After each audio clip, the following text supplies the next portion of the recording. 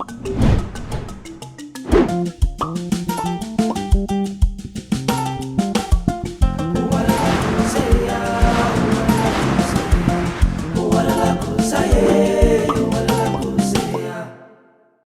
you a young farmer trying to find land to start your own farming enterprise? Perhaps are you struggling with the high input costs around feed, fuel, diesel, as well as infrastructural costs to just keep your farming operation going? Perhaps you're struggling with access to markets. Well, in this week's episode, we speak to yet again Nhlanhla, and he will break down some of the barriers to entry that he has experienced in starting Notshelo Trading Agricultural Farm. Please continue to like and subscribe to our podcast and let us know some of your barriers to entry that you've experienced in your farm. Sharing is caring, and perhaps you could find some of the answers to mitigating your challenges in this week's episode. My name is Mbali Nwoko, and this is The Farming Show by Private Property.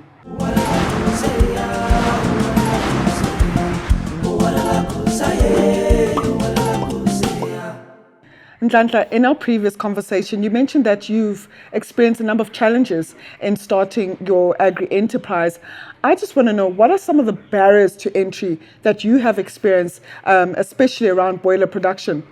Yeah, so when you're looking for markets, they need consistency, first and foremost. Now, if you're going to have one coop and you're raising about 1,005 birds, you can't really work on consistency, because after 6 weeks or 4 weeks, those chickens are finished. You need to wait another 2 weeks to clean the coop and let it breathe, and then another 6 weeks. So the consistency part now is really tangled with right there, and you can't really say, I'm going to supply a big chain store like Pick n Pay or your superstores. So that's why we are normally running away from such markets until we are commercial. Your feed being expensive, land not being available as well, the coops itself actually being very expensive as well to actually construct. So these are all the barriers that we are actually experiencing on a day-to-day basis. Besides the workers also having them not knowing what to do, you need to actually go to school, come back and teach them. And when you're teaching them, there are those hiccups where a person doesn't actually know what to do, when to do, because it's not a day job. It's right around the clock. There's no sleeping when you are raising chickens. So on a day-to-day basis, you'd wake up maybe, I say, around 5 o'clock, open up the curtains, check if there's water, and so forth, Yeah. You constantly mention the fact that because you are in an agri-park, there's certain benefits that come to this. And I guess it's to mitigate some of the challenges that you've mentioned when it comes to barriers to entry. But for farmers who maybe don't have the capital to start their own broiler production in terms of building infrastructure, and they don't have access to agri-parks, would you advise them maybe to look around other farms where there is infrastructure available and start renting? Do you think that would be another alternative into mitigating against the risk around barriers to entry? So what I would say for under agriculture as a whole, not only as in broilers, what I would say is first start small. If you have a garden at home, plant there and see what you can do. Start getting your own markets from there. If you have a room there at your house, you can empty it up, put in all the necessary things, and you're actually doing it at a small scale so that you try and understand exactly what you're doing. It is not viable to actually go and rent out, because now that's going to include it's going to actually raise your input cost substantially high, and then now when you have to resell the chicken, you're not actually making any profit or any money out of it. So what I would say is start small, wherever you are at home. Put your chickens in a room. Put your spinach in a garden. Your maize there in a garden. Start looking for your markets. Start talking to your neighbors and actually selling your produce to them. And then from there you can actually start growing from there. It's exactly like I said, like a baby. You can't just get born today and just start walking.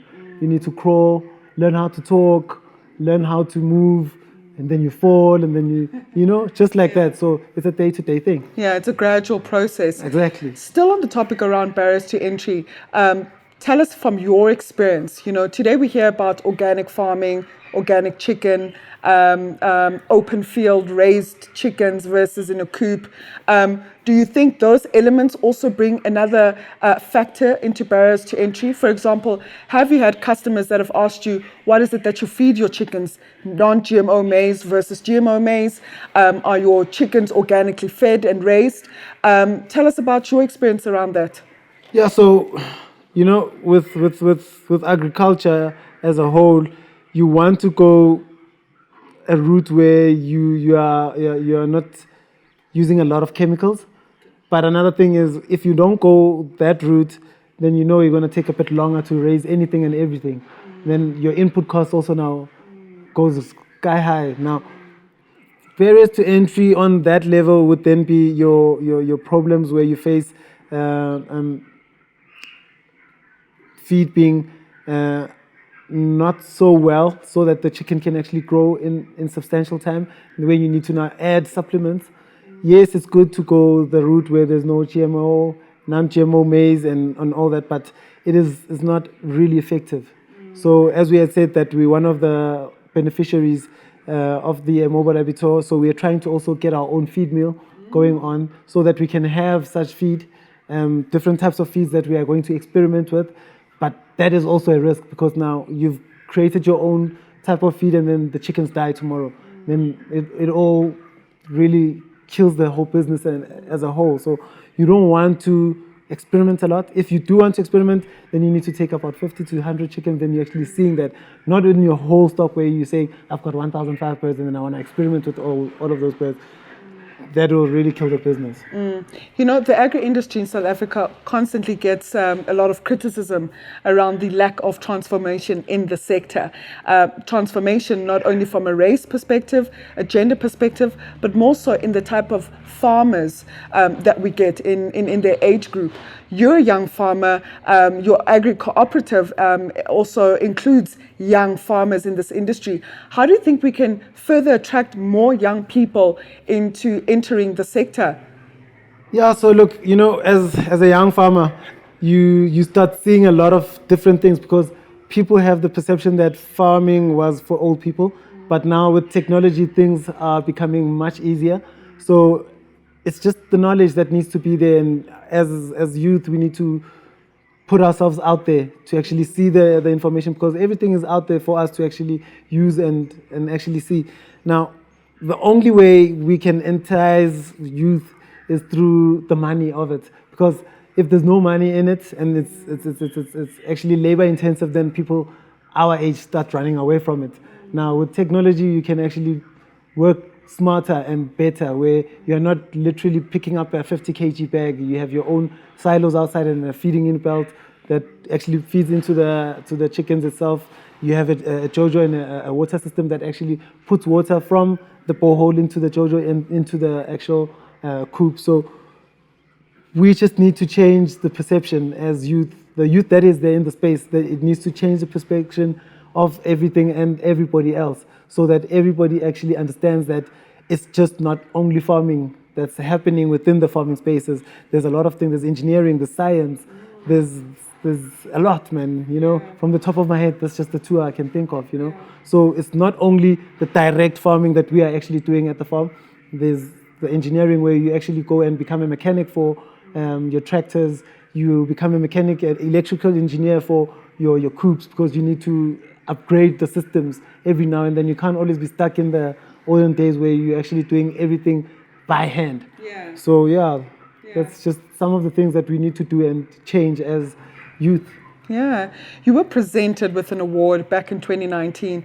What was that award, and what did it mean to you as a young entrepreneur, a young farmer, a young leader in the agri-industry? Yeah, so we went to school, an institute called Poultry Academy, where we were then taught everything. Then once you finish that course, you actually get funded by them to actually start and understand the whole business itself. And they open up doors from your funding institutes as well. They're a well-recognized institute, making it a bit easier for you to penetrate into the industry. So the actual award is the certificate and the knowledge they give you and the experience they give to you as the farmer. So you are not only now just a chicken broiler farmer, but you can now get connections to your Pick and Pays as different markets. You now go into your science, go into your engineering, where they actually teach you what actually goes on into a chicken, the different sicknesses, the different types of insurances, because you need to get insured for everything and anything that you're doing. So yeah, we're trying a lot and experimenting on a lot, but you need to be very careful on your experiments as well, because they can be very costly. Like we had mentioned last year, we tried doing layers because of the shortage of day-olds. That was a very expensive expense, because we did it the non-normal way, where we are actually doing chickens with layers where they're not in cages, and they are just free outside. We just open up in a day and then you feed them. Now you find challenges of them actually stepping on the eggs, breaking the actual product, feeding them. Instead of them eating the feed and actually giving you produce, they're not actually giving you any produce anymore, because they have had too much to eat. Now, instead of them giving you eggs, they're just growing fatter and fatter. Now, you can't actually get profit out of that, because now that chicken is not giving you eggs anymore. And we had to sell those chickens and then go back into broiler once the day-olds were actually available again. So yeah, these are all the things and challenges that we are facing on a day-to-day. Yeah. In closing, Nhlanhla, there are still perceptions in agriculture that, agriculture is for the rural areas. Many people leave the rural areas, migrate to the cities for better opportunities, right? And many people who have lived in the rural areas have had somewhat exposure or access to subsistence small-scale farming or farming in general. And now we're looking at you, right? We are here in the southeast of Johannesburg. It's a peri-urban area. There's a couple of malls just a few kilometers away. What are some of the benefits of being in a peri-urban area and farming slightly or somewhat close to markets as opposed to rural areas? Yeah, so as you had said, there are different types of farming now. For example, your rooftop farmings, where you can actually go and farm in the city, where you are just using a rooftop and you're actually doing your herbs and all that.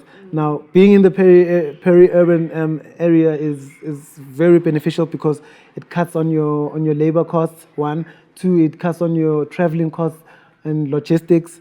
All these things are now factors that actually go into profit, that actually chow your profit. So if you are in closer to your markets, you can actually go to them by foot. In fact, at times they can come to you instead of actually you going to them. So there's a lot of benefits to being in the peri-urban sector. Yeah. The farming narrative in South Africa is beginning to change as we see an influx of young farmers like Nhlanhla penetrating. Sorry. No, can I take that one? Okay. Participating. That's what I wanted. Okay. The farming narrative in South Africa is beginning to change as we see an influx of young farmers like Nhlanhla participating in the sector.